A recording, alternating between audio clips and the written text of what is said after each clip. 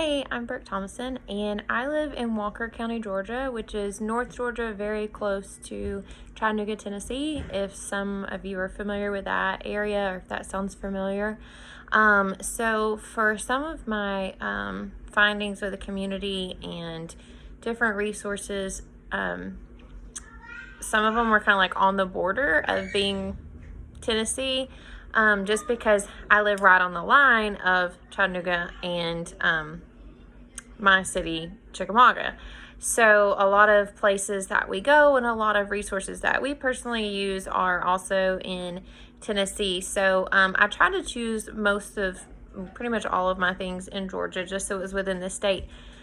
But there was at one point that I used the four-year college. For the four-year college, I chose to use our four-year that is located in Tennessee, but just about 15 minutes out.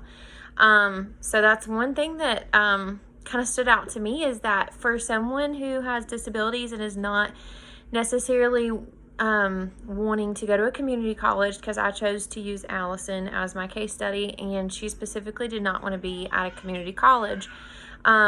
Four-year colleges local around here are far and few between as far as being in Georgia. There is one about 60 miles away, so it would be an hour commute back and forth if she wanted to stay within the state and try to live at home. But that definitely was kind of like a downfall for someone with disabilities who is looking for a four-year college and wanting to stay at home and within the state. Now, the four-year college I chose does have in-state tuition because it's so close to us and it's within like a 20-mile radius. So if she chose to go there, then she could use in-state tuition, and she would only have about a 20-minute drive back and forth. So that would be a great option for her. We do have an awesome opportunity for a vocational school. We have a school called Northwest Georgia Technical College. There are several campuses, several campuses within Georgia. So it's not necessarily, there's one like 15 minutes from here. There's some like closer to South Georgia. So she would have a variety of choosing in which campus that she would want to attend. That's not an option it would not be an option for her to stay and live there, but for her to commute back and forth, she would have options of which campus she wants to attend.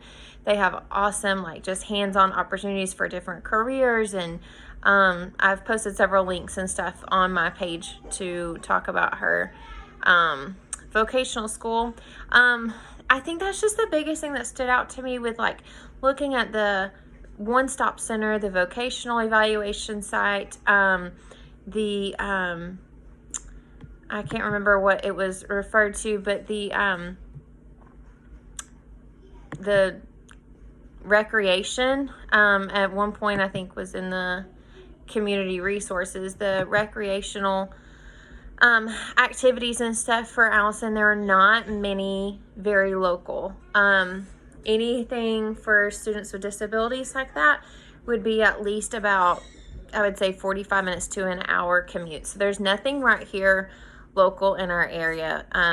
That is a lot of support for students with disabilities as far as like different camps and different just recreational things for them to participate in. We do have a lot of mental health care and things like that here in Georgia for people with disabilities.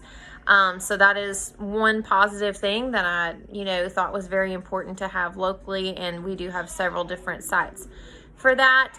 But that would probably just be my biggest takeaway from this, is that there ought to be more places local in different towns and different cities that offer support for students with disabilities, because someone who is going through the transition process from high school into college would have a very difficult time, at least in my county and in my community, if they were wanting to stay home and not have to travel, a far amount. So that would probably just be my biggest thing. If there was something I could change within our community, that would be it.